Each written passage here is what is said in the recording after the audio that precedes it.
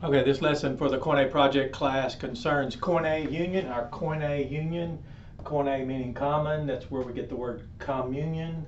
Communion, we'll be talking about the Lord's Supper. I'll be referencing the Pine Bluff Missionary Baptist Association, 52 doctrinal lessons.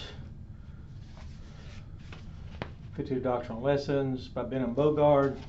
And I'll be quoting from Pillars of Orthodoxy, Benham Bogard, and the particular article here by J.B. Jeter, explaining close communion is the word they use. And then I'll be explaining, for those of you especially who come through our core neighborhoods, our outreach initiatives we've taken, many of you have come here and about all you know about communion is the title to which you make an assignment. You'll say close, closed, open, strict, or some of you might have even heard of restricted. Landmark Missionary Baptist Church, as late as 1980, had published in our leader newspaper that the Lord's Supper is for faithful church members. And of course that would be because, as I've learned by experience, they're the only ones here anyway. But that it's implied that expectation of walking orderly,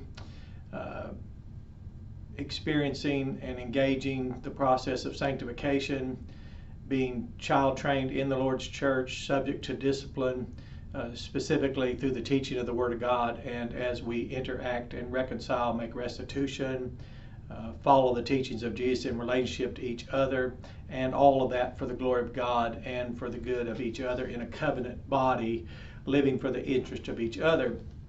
But as I'm telling you all now, the majority of Landmark, when I came here as a child and then of course a teenager, and then when I was here at one time, when I began pastoring, they'd already quit eating the Lord's Supper and whatever that was about. And it's usually convenience. It's when you say, well, the church must be in unity. Well, I know, but for the sake of the Lord's Supper, which is for the interest of Christ, and the declaration of the gospel, which is to declare Christ until he comes and returns, his death and the implications of that, then they had reversed it. So instead of unity with the purpose of serving the glory of God and the interest of Christ and those who would hear the gospel otherwise hear it and then see us working together and living in a reciprocal relationship, loving one another, they said, oh, we're not in unity, so we'll just skip the Lord's Supper. So that certainly is nowhere in the Bible, and that's certainly a disgrace that belongs here locally in Jacksonville, Arkansas. That's not to apply that to other churches and whatever may go on. But for example, we'll start here in the Pine Bluff Missionary Baptist Association 2011 Minute Book at their 150-year anniversary in 1861 to 2011. On page 51, their Abstract of Faith says, Article 10, we believe that baptized believers only have the right to commune at the Lord's Supper. Commune at the Lord's Supper. So they refer to baptized believers only. Now, baptism for them then, as for all the Lord's churches since then, has been practiced for 2,000 years. And don't worry if you think that's hard to believe. It really wouldn't be hard if you accepted the Gospels as historical, the words of Jesus as prevalent when he said his definitive kind of church would not be prevailed against. He would build it, nothing could overcome it. If you read the church letter in the book called the Book of Revelation, where those churches there, he is in the midst of them. It's impossible that his conduct among his churches, read John chapter 10, the good shepherd, he has many flocks. He doesn't have to outsource one of his churches to a hireling. He doesn't have to turn that church over to some theistic tradition or religious order, but he is very sufficient, very capable, very competent, and not to find it necessary for them to seek subsidiary shepherd or compensatory Christ. So it says we believe that baptized believers only have the right to commune at the Lord's Supper. Now in the it says here, section 2 of the Constitution on page 52, other churches may be admitted into this association when they signify a desire to do so by letter and messengers, provided they are in agreement with the Constitution and articles of faith of this association.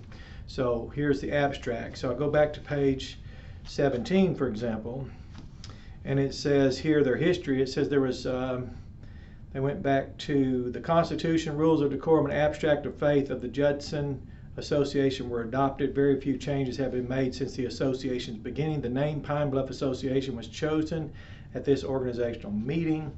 Now, some people call this open communion, but the Baptists who practice this don't call that open, they call it close.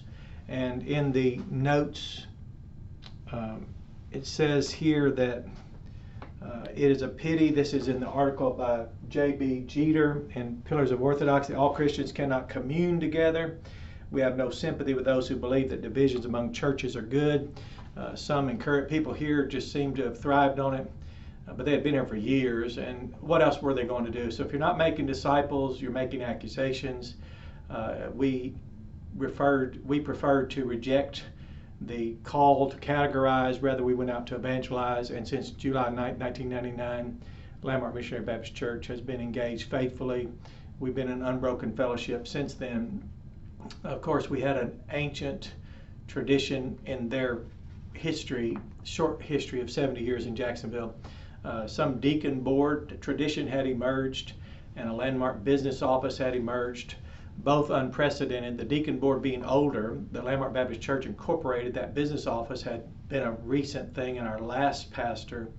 So when I began pastoring, I had two things. On one hand, a Landmark business office, and on the other hand, a deacon board. Neither were something that I could turn to the Bible to understand what to do. So it was very easy for me, questions and people willing to criminalize the Landmark business office, because the separation, the disconnect allowed each side to vilify the other. And then the deacons were easy to deal with. That deacon board just entrusted them to bring to the church the assignment that they said they were being denied. The voice they were saying was going unheard. So we waited on their plan for Landmark's future, building, lands, properties, and ventures like that that would address the needs of Landmark for the next 100 years.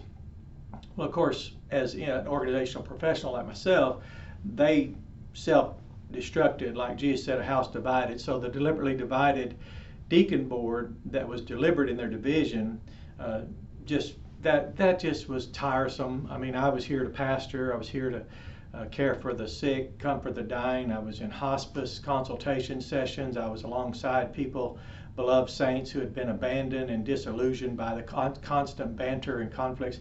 And in the Landmark business office, that was easy. As a professional from a real world, you just initiate an internal audit and let them come and meet with the deacon board and let the deacon board come clean and get on board together and get on the same page with the Landmark business office. But that too self-destructed. The leftover staff were not professionals and didn't know how to make a transition, so they just threw my dear pastor, my last pastor, they threw him under the bus, and in front of the deacon board they criminalized themselves. Whew, but I'm just glad that was nothing to me, because my heart was broken for the people who couldn't take that kind of stuff. So when I would be in a home of a dear saint who had been here for years and years and yet had been abandoned, or our beloved pastors had been vilified or run away or whatever you want to call it, and then they were hurt from a pastor, a beloved pastor in the 70s who decided to no longer be the minister of a new covenant, and he, for whatever lapse that was, put his own ambitions ahead of that. And of course, he's still here locally, and he's continued to preach and go forward after all that. But these dear souls here who had just seen one heartbreak after another. So I've spent the last 21 years, actually 26 years, coming alongside those, taking my son when he was much younger, all the way back in 1994, taking him with me to go visit these dear people. And some of them he knew from childhood, I knew from growing up here in the community. A dear lady named Vida, I'd gone to school with her grandchildren. A dear lady named Louise, she had lived across the street from where my wife in her childhood had lived, and my son knew her as a child across the street from where his grandmother lived. So it was all a community to me. So it was easy for me to just take care of the people that needed a pastor. It was also easier to ignore the people who didn't have any inner guiding disposition that led them to be compassionate, helpful, and show mercy to people that probably had enough. So since they had had enough, I took everything. what they could no longer take, I was happy to take. I let both sides vilify me in the middle. Why not? They were just, I don't know how to even describe them without using words like effeminate, unfaithful, infidels, dark-minded, hard-hearted, voids of Spirit of Christ. But so I don't want to use those type of words. So I just won't describe it except to say they're very typical of organizations where I've worked, where people will cause problems but don't find the obligation to provide a solution. So when this church was abandoned with $1.3 million liability on a 10-acre commercial property, with a debt on that property still outstanding, an unrepaired, poorly managed and maintained older location, and deliberately divided deacons in a confused landmark business office, it was just a joy to come here and for the sake of those who were crushed and broken by it, because I couldn't take it personally because it was not really a level that my degree of professionalism called for, but the compassion Christ had given me for them and the dear saints abandoned was quite an honor. So when the issue of closed, open, close, restricted, or strict communion came up, I knew no one there could possibly have identified, evaluated that, defined, documented, disclosed the fallible elements in each one of those. And I knew that they couldn't take another thing to banter over. And at that time, that was long before the young earth versus old earther movement came, long before the Tim LaHaye sensationalized Left Behind came. So I was free to just pastor, and as I am now, still free to pastor because it's my responsibility. And in the context of my freedom, I have the liberties to remain faithful, labor in word and doctrine, to give myself to continuously to the Word of God in prayer, to be there for them. So I was. So this issue, when it arose in an attempt by some to then disrupt, I just said, these people can't take anymore. Now I can just dish it out all you want. Matter of fact, one of our pastors was an old earther, so I noticed how people began to vilify those people. When the young earth train came through and people jumped on that bandwagon, I really didn't mind people wanting to study from that point of view. I didn't understand why they had to throw other people under the bandwagon, you see. But that's just the nature of the beast. The people who are dark-minded, hard-hearted, and void of the Spirit of Christ don't know anything else but to vilify someone and to decry the very thing they once themselves may have taught. So that's typical. It's fickle. The Bible says tossed to and fro. Those are people who are unstable. But in this case, the Lord's Supper is too serious. I knew that it would be really good for us. One of the saints who we just recently had her funeral, she had been here 66 years. And that is, her full service here was 66 years, and it just broke her heart. She wanted to return to the Lord's table. She wanted to see, well, I saw men just sit there. Their families weren't here. Their kids wouldn't bother to come. Why be here? All they would be is vilified. Sides would be drawn, picked. I mean, it was just so self-destructive that it was hard to imagine that in the midst of all this, you could hear that still small voice and the bleating of sheep who needed and wanted to be fed and deserved to be. Christ's sheep deserve to be fed, and Christ, the Good Shepherd, is worthy to have someone serve him as an under-shepherd. So he became my client, and as a professional consultant, that was easy to serve stakeholder interests, especially the great honor of serving Jesus. So when these statements came up and people had been supportive of divisions, I reminded them that's not a Baptist doctrine to encourage, support, and to resolve divisions by picking sides. But now that was typical in organizations. I told them in the world that's common. That's very common, but not here in the church. And when our old location finally was sold by our former deacons who just didn't want to be there anyway, they had already left years ago in their heart, and then the landmark business office itself self-destructed, people were basically, they'd already broken the covenant and had no right to and no interest in the future of Landmark. So we moved, but before we did, our beloved pastor Tom Stapleton, I contacted him, and he came back because we had this service where over 25 couples renewed our vows, and he was there and officiated the service, and it was a great honor because we were beginning then to show that what was important to us had nothing to do with the legacy that was left behind, all that vitriol, all that intentional division, all that deliberate division, all that purpose-filled disillusionment, all that intentional willful banter. Well, you notice when we looked at the families that were promoting it, they were from domestically disturbed, as we learn in the Bible. Unless you're head of your home privately and you're a leader of your own family, you won't do well in one of the Lord's churches. So we began to follow Christ faithfully out of all that nonsense. So recently, as long ago as 14 years ago, as people would flee here from different kinds of churches, even kinds named missionary Baptists, they'd come in and there they were. One family fled here out of fear because they had a situation in their family. And of course, you know, your church is a great place to be a lot of times, unless something happens, which something always happens. So I was always struck by that. Why do you have to flee the very church that was where you were to raise and nurture and foster your children? And it's strange, isn't it, that as I tell people all the time, if the church you're in is the last place you want involved in your life, what are you doing there at all? Why wait until something happens that you can't bear to have people happily make it even worse or more difficult for you? So I help people all the time, consult them, point them to a place where it's safer. Like I tell them here, when people begin to start that again, they know that people can't take it, and they don't even dare come to me, because they know when they talk to me that I'll point out they don't even know the meanings of the words that are coming out of their own mouth. But minions of the devil are really striking. So I really like reading these things where it said, we have no sympathy. I don't have any sympathy for those who believe that division among churches are good. They are evil and are fraught with incalculable mischiefs. It's certainly to be deplored that all Baptists cannot commune together according to the inspired order. Now that's enough on that, but he says there can be no union and communion between these parties, and he's speaking of people who have adopted practices that negate baptism, which is still being practiced since the days of Christ, since all the way back to those John baptized and prepared to be the ones Christ would call out. That's easy to demonstrate in the historicity of the Gospels and the veracity of Christ's words, and in the truths of the church letters that are just irrefutable, unless you deny the New Testament. Now, if you deny the New Testament, you would get no argument from me.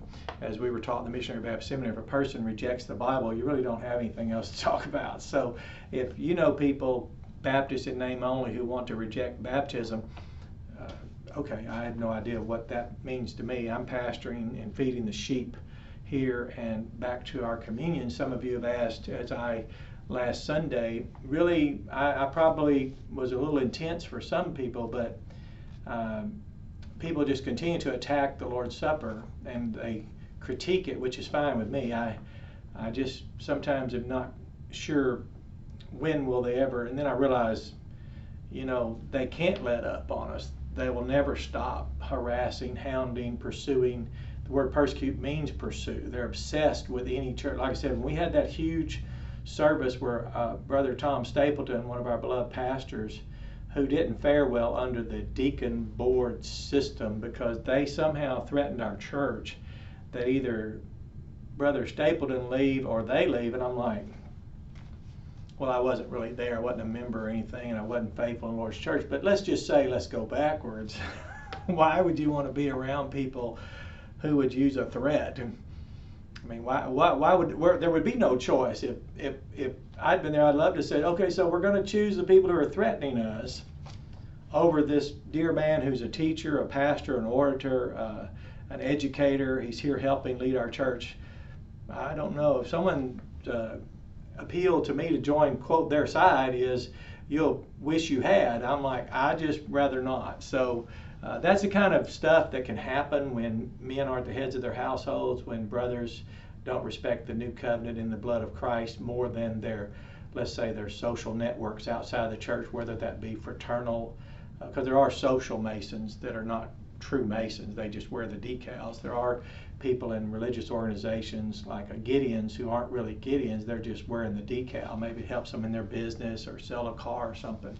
So it's just, that's everywhere. It's like a social church. Some people come here for social networking interest, and they're not really here to live for the interest of Christ. And the main reason they aren't here to live for the interest of Christ is Christ didn't die for them.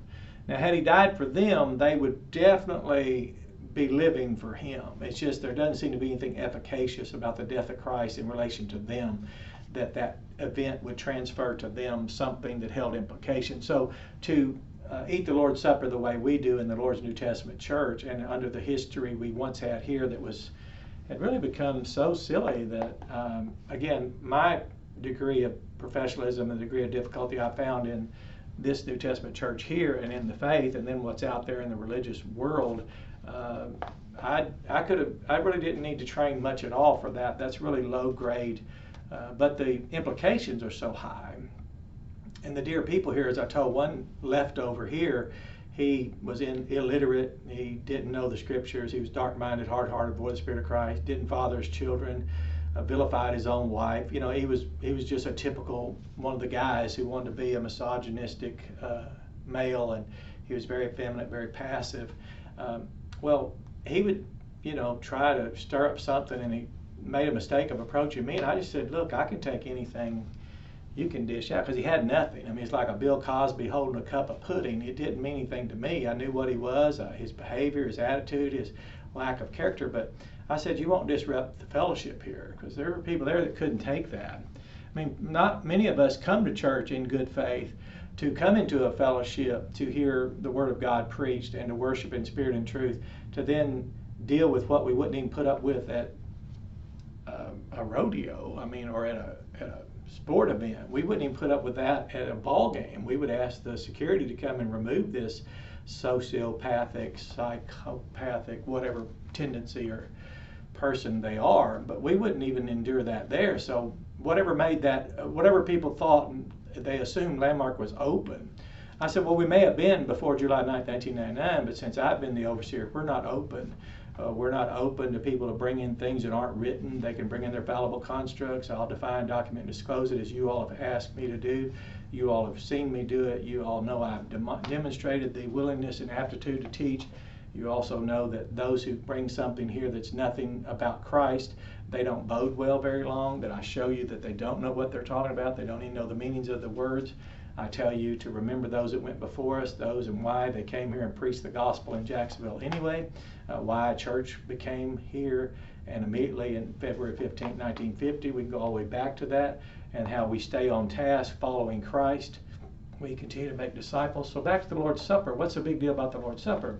Well, it looks like there are people struggling with accusing these people who believe people are baptized in other churches. But now this is Pine Bluff Association.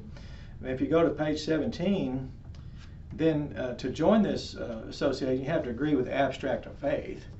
And you can read all that in here. If you don't have a copy of this, you can get one. So any church in this Pine Bluff Missionary Baptist Association upholds this assertion that baptized believers have the right to commune at the Lord's Supper. So we don't practice that, and we don't have to oppose that. We do something much better, and why wouldn't we? I mean, it's easy to evaluate the 5 categories: open, closed, strict, and restricted. It's easy to go to the church letters and notice what's there and what it's about. In Ben Bogart's it says the church has a right to judge, and he mentions 1 Corinthians 5, 12, and 13. He says we see that individual who would partake of the supper must examine himself. Now, when we have the actual Lord's Supper here, we don't do any of that. That's already a foregone conclusion.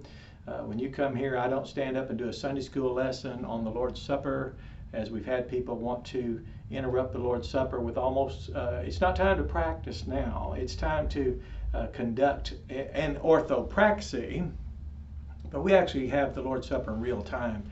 And as some of you have asked me, what are y'all doing? Well, you noticed men would stand up and already go and receive the elements, a husband, and take it to his wife, and if he's a father, he'd take it to his children. And that's because when I began pastoring here, we had a lot of men here who didn't discipline their children. It's like our society wants someone else to do something about their kids or about their home that doesn't have a father. Men who'll have children but not father them. We had one man here, he was a very strange oddity. He stood out like a sore thumb here among godly men because he even wanted our church to discipline his own children. I said, well, and I kind of got tickled as I did now, because I tell him I don't know if I would ever ask another man to discipline my children. I never heard of that. And maybe my children were like that, especially if I would go pick an effeminate male who didn't love them like I did and discipline them in a way that would raise them upwardly. But I'd never been around effeminate men. That is, I didn't expect them to emerge in the Lord's church, but they had craftily introduced false brethren who have crept in unawares, lewd men of a baser sort.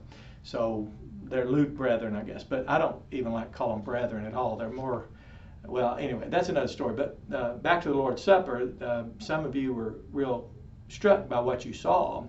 And that's why when the men have already gathered the elements, distributed them among their own families, they do so demonstrating that their children are in the way, correctly following, obeying their parents, that the wife is in submission to her husband.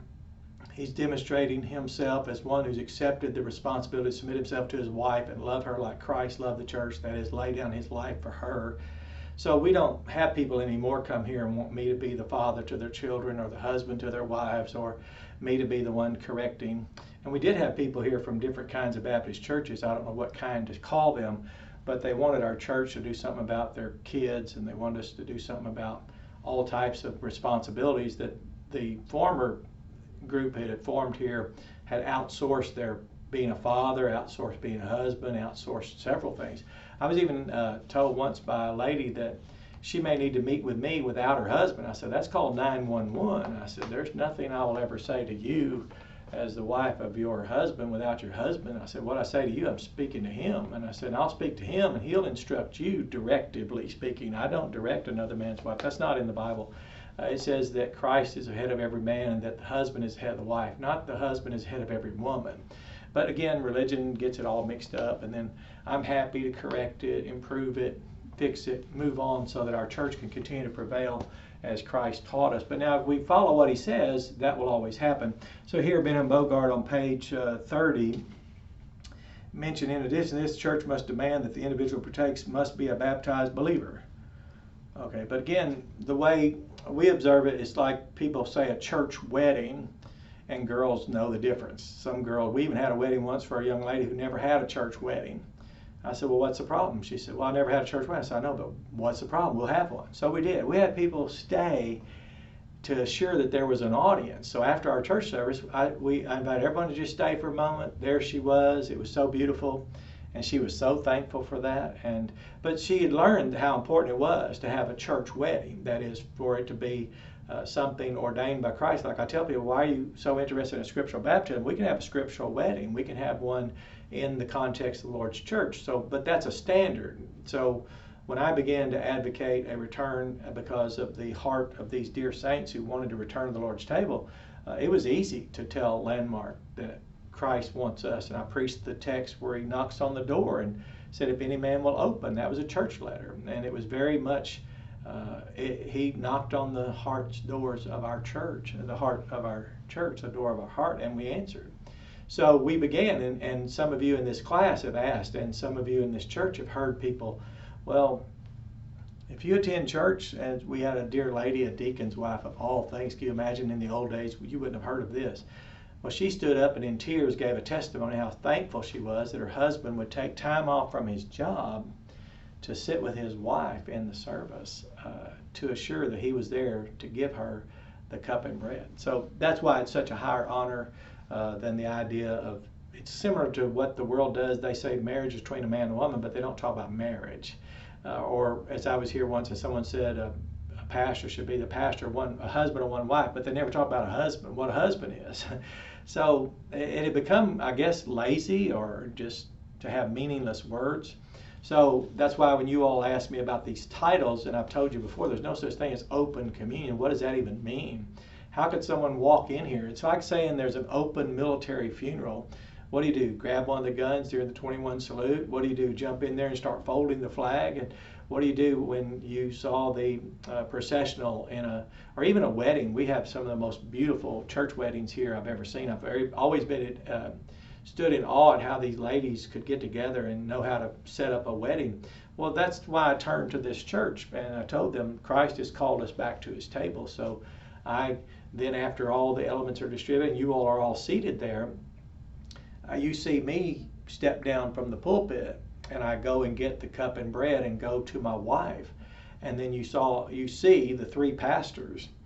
They come up to the table that's there below the pulpit and they take cup and bread and they go to their wives. And my son, this past Sunday, actually took cup and bread to one of his children, my granddaughter. It was her first ever time to participate fully in that. Now, she's been there before, and I know she has seen the bread fragments and thimbles. I know after our services before, children have been seen taking those and wanting to drink the leftover grape juice, and we'd teach them about that, what this means, what that was.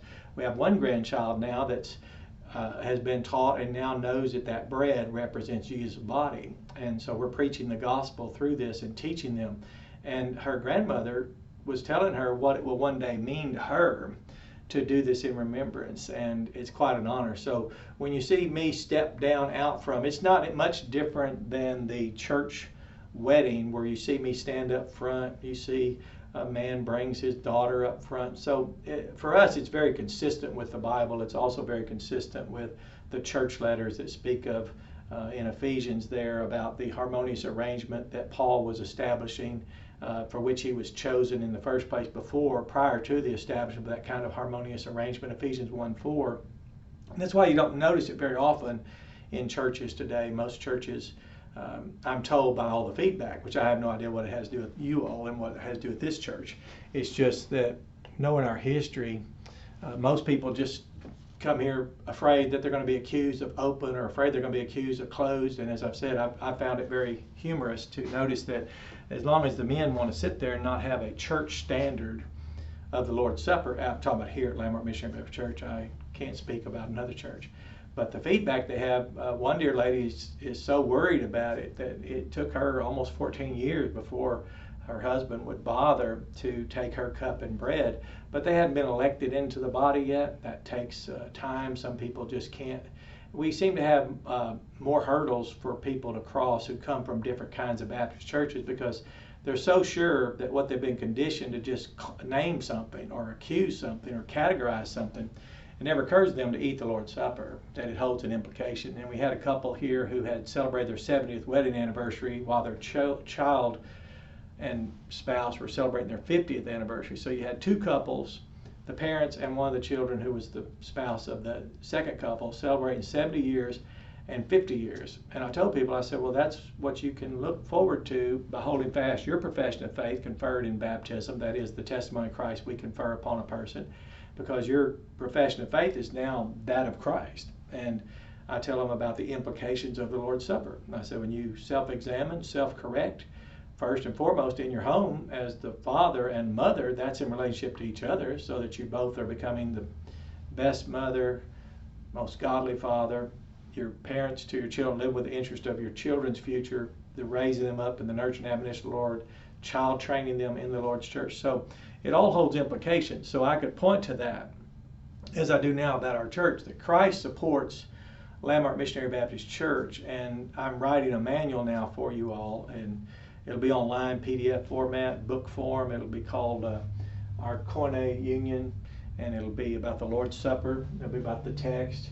I'll refer to some of this to show you that, and then I've explained to you more and more and more why people who aren't interested in the Christ of creation, you found them to be very content to accuse some of us at Landmark of being an old earther. I don't know what that is. They don't either. They just wanted to accuse you. And then some have accused us of young earth, and some have accused us of pre and post. But you got to remember that person has no content. As I'll remind you and conclude now, categories without content are like clouds without water. It really is just like a tumbleweed. So those type of men, males, or those type of females, we had them come here, and women would come here and find the social church ladies, and then they all self-destruct. So God doesn't honor that, doesn't give weight to it. People that don't come here and find the Lord's table honorable and worthy of them to present their children, present their spouse. If you don't want to come here and present your wife, if you don't want to come here and present your children to the Lord's table, then really that is first and foremost, as I've always said, your problem is not between anyone here at Landmark Missionary Baptist Church. It's between you and the Christ, the head of this church. And I remind you that where I come from, in every organization I've ever managed or everything of which I've been given responsibility or oversight, I remind the people very quickly that their relationship with that organization or that company will be between them and their own job performance. And here at Landmark Missionary Baptist Church, as I'll tell you all now in this KOINE project class, unashamedly and without reservation, don't come in here looking for someone to assign responsibility for your own neglect of your own household, your own faith, your own spiritual development, your own renovation of your mind. And for example, and don't threaten us. We find that charming, because why would we want to be around someone who only threatens us by accusing us. And yes, I have a textbook on the very thing. If you ever attend a school, and here's one about strategic human resource management, it talks about the stereotype threats and how people became so discouraged they just give up on trying to do anything that finds them struggling against a stereotype, or in our case, a category. Recently, someone was talking about the Lord's church and the elect in the Lord's church, and someone pulled out a category like, watch out, that'll lead to this or that. Well, what they're doing is just using those threats and punishments of B.F. Skinner's behavioral operative condition. It's very Pavlovian, Pavlov's dog, if you remember. It's very Pavlovian of people to come along and say, what are y'all up to here? And they'll come in and say, you don't doing this, you're not doing that. They don't even know enough Bible to accuse us, and they don't even know the content of their own accusations. So the good news is that since July 9, 1999, 21 years ago, the Lord's church, the Lord of Landmark, called us back, and we saw what happened to men who didn't have a heart turned toward their children. We saw what happened with people who didn't want to have a marriage that reflected the relationship of Christ and His church. And we don't envy that, but we also know that we, like Baptists who have grown upwardly in Christ, know we hold no sympathy for people who applaud division or and reward power, reward people for sowing discord. Well, I've seen men brag about being promoted, being a deacon, just because they're willing to do something against someone else in the church. And we don't have those kind of deacons anymore. All of our deacons have assignments and responsibilities, and their accountability is to the head of the church. And if they don't want to serve Jesus, we don't want to make them. As I worked at an ammunition plant, and I was known for saying that I don't make people make ammo. And I was asked by a plant manager, I said, what do you do? I said, I make ammo, and I made a lot of it. And it's like here at Landmark, I tell people, I don't make people make disciples. So I make disciples. So that's enough for you guys. It's a lot of information. But I have these books. You'll see them in our library. I'll get a copy of the Pillars of Orthodoxy. I only have it in e-version because I quote from it in papers, but I'll have it in the manual about the Lord's Supper. So Koine Project class, the Lord's Supper, what the word communion means, how we practice it, and why we do it the way we do, unsurpassed in excellence and in character and engagement. We do it in the morning service where as many people possible are here watching and noticing that people here seem to know what we're doing. I ask them all the time, when did you attend a funeral for a fireman or a policeman or military where it didn't look like they knew what they were doing? Why, they're so impressive, people stand there in awe of them. So if you ever have the opportunity, you say, well, I don't believe in oh no, we won't invite you to do what you don't know how to do anyway.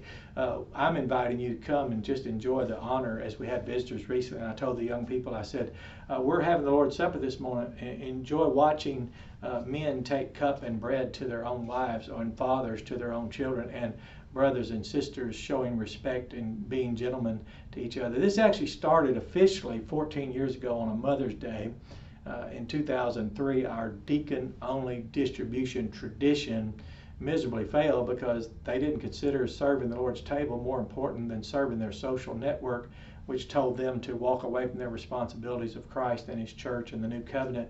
And of course, the other side, later, they did the same thing, which, you know, if Christ wasn't your original interest in the first place, you're just looking for your next way off the ramp. You're just looking for an exit from the truth, and we came out from the error. So that's why we're coming together in a new covenant church, and the people here that enjoy the benefits and rights and privileges therein to appertain to the Lord's New Testament church consider the Lord's Supper highest honor in our life. And I'm so grateful every month to come together and to present my family to the Lord, and to see me, having come here as a teenager, now I come here with grandchildren who have one is now 10 years old, and my sons are here and my grandchildren are here, and the highest honor I have as the husband and wife is take our cup and bread during that deliberately, so everyone can watch and learn and see the behavior modeled and see the Lord honored. So that's enough for the Koine Project class. It should answer all your questions, but the manual I'll have will be online PDF format,